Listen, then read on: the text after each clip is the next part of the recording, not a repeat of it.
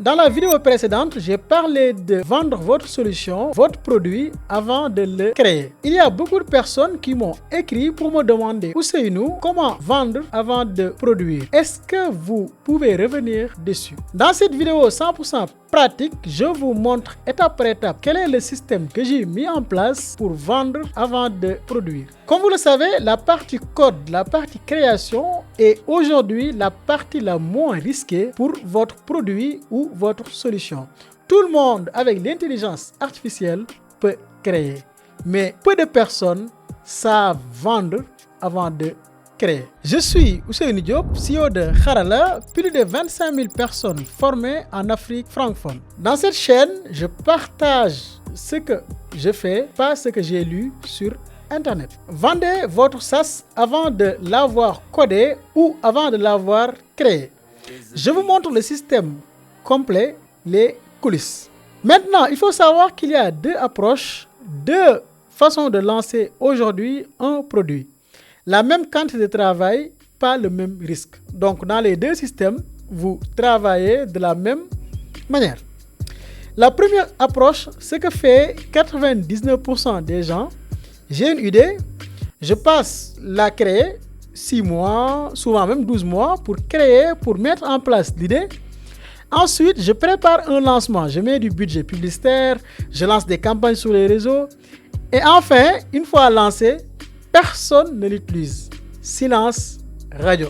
Et là, vous vous dites, pourquoi j'ai passé autant de temps pour créer un produit que personne n'utilise? Ça, c'est le cas de 99% des gens. Aujourd'hui, je vous partage une autre approche. L'approche que j'applique ici chez Kharala Studio. Ce qu'on fait aujourd'hui, c'est d'abord de commencer par l'idée. D'abord, vous avez une idée, un problème. Ensuite, on va créer ce qu'on appelle une page de capture qui nous permet de qualifier le prospect et de savoir réellement est-ce qu'il est prêt à acheter. Ensuite, on demande un paiement. Ça, c'est très important. On demande un paiement. Enfin, on lance le produit. On crée, on construit le produit. C'est contre-intuitif, mais c'est exactement le système que j'applique ici chez Kharala. Comme on dit, construire, c'est répondre à une question. Vendre, c'est poser la question. Nous avons 4 niveaux d'engagement. Aujourd'hui, pour lancer un produit, vous avez des gens qui vous aiment. Voilà, votre famille, des proches qui vous disent « Ah, c'est intéressant, c'est génial. » Maintenant, il faut comprendre ces illusions. Nous avons 70% d'abandon de panier sur nos cours. Donc, l'intention se perd même à l'étape du paiement. Ça veut dire quoi? La personne voit le produit sur YouTube, sur Facebook, sur TikTok. Il clique sur le lien, il vient sur la page, il ne paye pas. Ou bien elle ne paye pas. Pourquoi? Il faut comprendre qu'aujourd'hui, les 4 niveaux d'engagement, le premier niveau, c'est le niveau 0. Le niveau le plus faible, un like, un commentaire. Des gens qui vous disent, bon, je suis intéressé, c'est génial, ils ne vont jamais acheter. Le deuxième niveau, c'est aussi faible. Quelqu'un qui laisse son adresse mail. En Afrique, comme vous le savez, hein, les gens souvent même ne vérifient pas leur adresse mail. Une adresse mail, c'est faible aussi. L'engagement est faible. Un formulaire qualifiant rempli. Voilà, ça c'est moyen. Ça montre que la personne est vraiment intéressée par votre produit, par votre solution. Et elle remplit le formulaire. Et enfin, le niveau le plus élevé, c'est le paiement. Quand quelqu'un paye, même un petit montant, imaginons vous avez un produit qui coûte 150 000, la personne paye 10 000 pour réserver sa place, ça montre qu'elle est intéressée par votre produit. Maintenant, avant de lancer votre produit, il faut créer une page de capture. C'est très important cette page. Suivez très bien la page. Voici les éléments d'une page. Vous n'avez pas besoin d'avoir une page très belle. Je me rappelle bien quand Jamo se lançait ici au Sénégal, ils ont mis en place une page une page de waiting list, voilà, de liste d'attente. Ils ont mis en place une page de liste d'attente où tu viens, tu mets ton numéro de téléphone et tu dis bon, je rejoins la liste d'attente. Ça a permis à Jamo de valider le marché sénégalais avant de se lancer officiellement. Ça, c'est très important. Ici, vous avez besoin de ces informations. La promesse. Voilà. Ça, c'est très important. Quelle est la promesse? Qu'est-ce que votre produit fait? Ce que ça remplace, par exemple, je saisis à la main mes documents. Donc, j'ai une solution qui permet de saisir à partir du téléphone. Donc, je parle et la solution écrit à ma place. Ensuite, le problème. Il faut ici utiliser les mots des clients. Oh, je perds beaucoup de temps, j'ai pas de temps pour mes week-ends, on perd beaucoup d'argent parce qu'on n'a pas un système qui permet de rédiger des documents. Donc, il faut vraiment choisir et prendre les mots des clients. Ensuite, troisièmement, il faut montrer des résultats. Ce que tu gagnes, ce que tu obtiens en rejoignant, en sélectionnant ma solution, c'est exactement ça. Il faut mettre ça aussi. La preuve, ça c'est très important parce qu'avant de lancer officiellement, on fait de petits lancements avec nos amis. Là, on voit les résultats. Donc, c'est très important d'avoir des preuves. Sinon, vous pouvez mettre des garanties. Voilà, 7 jours garantie, remboursement quoi. Voilà, garantie ou remboursement.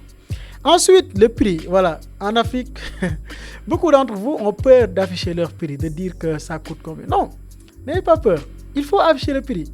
Parce que le prix, c'est un moyen de qualifier le prospect. Quand tu mets 10 000 et le prospect n'a pas 10 000, il a 1 000 francs, il ne va pas remplir le formulaire. Mais quand tu mets 10 000, si quelqu'un arrive et il a un budget de 100 000, il ne va pas remplir aussi non plus. Mais quand quelqu'un se trouve entre 10 000 et 50 000, il va remplir le formulaire parce que tu lui parles. Donc, le prix, c'est un moyen de qualifier le prospect. Et enfin, l'appel à l'action, ça c'est le bouton. Il faut avoir qu'un seul bouton, hein. Je précommande, je paye, etc. Ou bien je rejoins la liste d'attente. Il ne faut pas ajouter 2 boutons, juste une seule appel à l'action. Donc ça c'est très très important. On ne va pas mettre par exemple des vidéos, des outils de comparaison à propos, etc. On n'a pas besoin de ça, juste une seule page. Maintenant, comment configurer le formulaire? Ça, c'est très important. C'est très, très important de configurer le formulaire. Et parce que le formulaire que nous mettons en place sur cette page n'est pas là pour collecter des mails, des noms, etc. Non. Son objectif, c'est d'éliminer d'abord ces actions. Par exemple, l'activité, de comprendre d'abord quelle est l'activité de la personne. Voilà, il travaille dans quoi? Je suis dans le BTP. Le besoin, j'ai besoin d'un logiciel comptable. Donc, ça aussi, le besoin. Le budget. Voilà, quel est votre budget? Là, vous pouvez mettre une fourchette de 150 000 à 300, plus de 300 000, etc. Vous mettez une fourchette. L'échéance. Quand est-ce que vous êtes prêt à passer à l'action pour payer? Tout ça, je vais vous montrer en termes réels après. Ensuite, le lien de paiement. Quand la personne remplit le formulaire, il faut lui donner un lien pour qu'il paye, même pour qu'elle paye, même si c'est un peu d'argent, quoi. Donc ici, chaque question doit pouvoir vous coûter un répondant. Voilà, ça c'est très important. Chaque question doit éliminer quelqu'un. Si quelqu'un n'a pas... imaginons, vous avez créé un logiciel pour le BTP. Quelqu'un qui arrive, qui est dans la formation. Donc l'activité va l'éliminer. Il va dire, ah ok, je ne suis pas dans le BTP, donc je ne vais pas remplir le formulaire. La question du budget fait fuir les curieux. Si on demande le budget, quelqu'un qui cherchait un logiciel gratuit, un outil gratuit, ne va pas remplir le formulaire.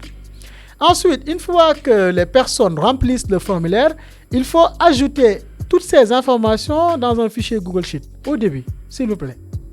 Ne vous fatiguez pas avec les CRM, HubSpot et autres là. Non, vous n'avez pas besoin.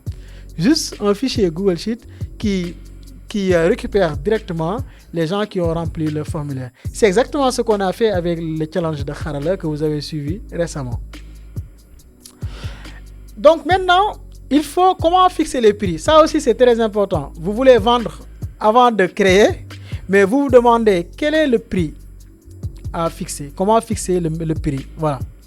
Il ne faut pas fixer le prix comme dans Retail. Retail, c'est ceux qui vendent des produits comme par exemple les produits qu'on achète à la boutique, au marché pour manger, etc. Eux, comment ils fixent leur prix? C'est très simple. Ils vont dire, bon, ça me coûte 10 000 francs, le produit plus livraison. Donc, je vais ajouter une marge peut-être de sécurité de 3 000. Donc, 10 000 plus 3 000, c'est 13 000. Donc, 13 000, c'est le prix de vente. Parce qu'on va calculer combien ça nous coûte. Ensuite, on ajoute une marge. Nous, on ne fait pas ça. On fixe selon ce qu'on remplace. C'est-à-dire, on fixe le prix selon la valeur qu'on crée chez le client. Donc, imaginons aujourd'hui, si ça remplace 150 000, si le client perd 150 000 par mois, si on prend 150 000 et on le divise par 3, nous avons 45 000 par mois. Donc ça veut dire quoi? Le client va dire, ici je perds des 150 000. Donc je peux remplacer 150 par 45 000. Au lieu de payer 150 000, je paye 45 000 uniquement. Donc le client est prêt à payer parce qu'il va économiser énormément d'argent. 105 000. Maintenant, moi, voici ma grille que j'ai partagée dernièrement. Pour la partie contenu augmenté PME, c'est-à-dire vous avez une solution qui permet de créer du contenu pour les PME. Là, vous pouvez aller de 175 000 à 150 000 parce que ça remplace un community manager, un designer, un vidéaste. Donc, pour remplacer 3, on peut facturer 75 à 150 000 par mois. Le système d'automatisation de leads aussi, je le facture à 150 ou 400 000 parce que ça permet à l'entreprise de gagner au mois 6 millions. Maintenant, voici ce qu'on appelle l'offre fondateur. Quand vous démarrez, quand vous voulez vendre, d'abord, avant de créer, il faut créer une offre fondateur. L'offre de base, l'offre qui permet aux gens de passer à l'action. Comment mettre en place cette offre? Nous avons 3 leviers. Voilà, 3 leviers à activer. Le premier levier, c'est le tarif fondateur. Ce tarif, vous pouvez lui dire, bon, la solution coûte 150 000 par mois, mais pour les premiers qui vont l'acheter, je vais leur offrir la solution à 100 000 francs. Donc, c'est uniquement pour les premiers qui vous ont fait confiance. Et ça, c'est important parce que quand personne ne vous faisait confiance, c'est lui qui est venu. Donc, ici, c'est leur prix à vie et ce prix ne bougera plus. Donc, quoi qu'il arrive au prix public, ça, c'est le prix qui n'est pas public, le prix privé pour ceux qui vous ont fait confiance. Donc, vous leur donnez ce prix. Ensuite, le deuxième levier, c'est l'accès direct. C'est-à-dire, vous voulez commencer à créer la solution et vous dites aux personnes, si vous payez aujourd'hui, vous allez suivre les étapes de la construction. Vous allez même participer en donnant des idées. Dans ce cas-là, ils vont payer. En même temps, ils vont voir chaque semaine, voici la nouvelle fonctionnalité, voici ce qu'on a ajouté, etc. Donc ici, vous parlez à la personne qui construit, c'est-à-dire le client a accès au fondateur, à celui qui crée la solution. Et le troisième levier, c'est le droit de décider. C'est-à-dire, vous avez votre solution, vous voulez la lancer sur le marché, vous parlez avec la personne, voici la solution, voici la liste des fonctionnalités. Maintenant, si vous payez aujourd'hui, vous avez le droit de nous dire quoi prioriser. Sur quoi on va partir en premier. Donc là aussi, c'est une belle idée pour vous. Et quelle est la modalité pour le règlement? La modalité de règlement, d'abord, on va dire 70% à la signature, 30% à la livraison. Ça, c'est très important. Il ne faut pas risquer. Il ne faut pas compter les promesses. Parce que les clients sont gentils. Ils vont vous dire, ouais, c'est intéressant, donc je vais vous payer telle date. Non. Ils vont dire, si vous acceptez de rejoindre l'aventure, envoyez 70% aujourd'hui et à la fin, vous payez les 30% restants. Ça, c'est très important. Comme on dit, ce qu'on ne promet pas, une date de livraison précise. Donc ici, on ne va pas leur dire, dans 2 mois, dans 1 mois, dans 3 semaines, etc. Il ne faut pas promettre tout ça. Donc, je vous dis juste, le plus important ici, personne ne paye une page. Voilà, ça c'est très important. Voilà. Aujourd'hui, quand quelqu'un remplit un formulaire, il ne faut pas s'attendre à un paiement rapide parce que la personne ne vous connaît pas. Qu'est-ce qu'elle connaît? Son besoin. Donc, il faut vraiment être très réactif au début. Malheureusement, ici, le problème que nous avons, on met en place des produits, les gens achètent le produit, mais on ne répond pas. Nous-mêmes, en interne, on a souvent ces cas. On ne répond pas, on ne prend pas le téléphone, on n'a pas le temps, on est sur beaucoup d'urgence. Donc, quand quelqu'un remplit, dans les minutes qui suivent, il faut envoyer un mail ou un message ou une page qui lui dit « nous acquisons, nous acceptons, nous avons bien reçu votre commande ». Ensuite, vous confirmez la commande pour lui dire « pour tel problème, nous avons telle solution ». Ensuite, la proposition. Donc ici, il faut lui faire une proposition pour lui dire ça, on parle d'une demande, c'est-à-dire quelqu'un qui vous demande une proposition de devis. Donc avant de lui envoyer la proposition, il faut accuser de réception d'abord. Ensuite, confirmer le problème pour lui dire voici le problème que vous avez.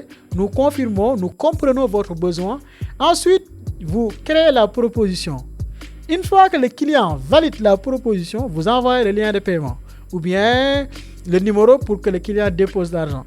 Sans le dépôt de l'argent, il ne faut pas créer la solution. Il ne faut pas avancer sur la solution. Et enfin, il faut faire des relances si le client ne passe pas à l'action. Maintenant, il faut d'abord fixer des chiffres et des objectifs avant de commencer ou de lancer votre produit. Je sais que vous êtes très pressé pour aller au bout, pour dire « Ah, finalement, j'ai lancé un SaaS, finalement, j'ai mis en place des solutions d'automatisation. » Non. Il faut avoir des chiffres en tête. Par exemple, dans les 14 jours, est-ce que vous avez des données, des résultats palpables? Si oui, vous construisez la solution. Sinon, vous remboursez les gens, il n'y a aucun risque. Vous avez lancé un projet et vous voyez qu'il n'y a pas beaucoup de personnes qui sont intéressées. Les premiers qui ont payé, vous le remboursez. Vous leur dites, bon, malheureusement, on a des soucis, nous n'arrivons pas à réaliser la solution. Voici votre remboursement. Et merci encore pour la confiance.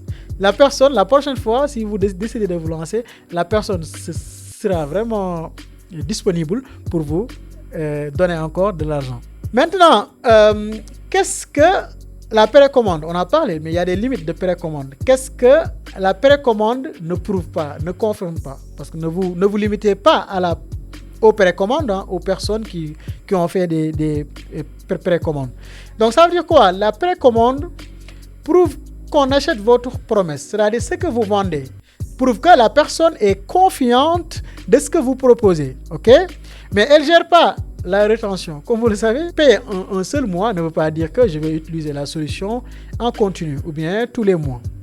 Le coût réel de la livraison. Voilà, là aussi, ici, le premier client, peut-être il habite ici, il est ton ami, il accepte de payer, il accepte même de payer la livraison. Et la précommande, surtout, ne confirme pas ta capacité à tenir 10 clients. Parce que servir un client ne veut pas dire je sais servir 10 voire 100 clients. Pourquoi je vous dis au début, vous livrez pendant 2 semaines à la main, voilà, vous faites tout à la main. Ensuite, vous notez les problèmes qui reviennent. Voilà, quels sont les problèmes qui reviennent. Ensuite, seulement, vous automatisez ces problèmes. Donc, comme on dit, on automatise un système qui marche, pas un chaos. Ça, c'est mon système derrière.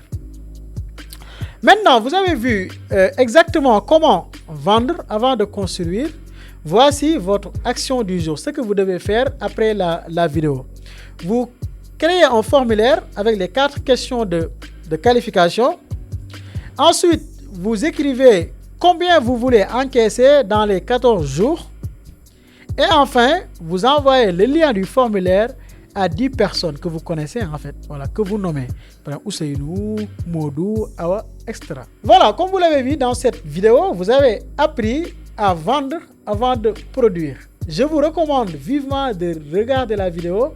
Si vous voulez que je vous montre comment créer le formulaire ou comment utiliser Claude Code ou ses outils pour créer le formulaire, dites-le en commentaire. Je vais faire une vidéo dédiée.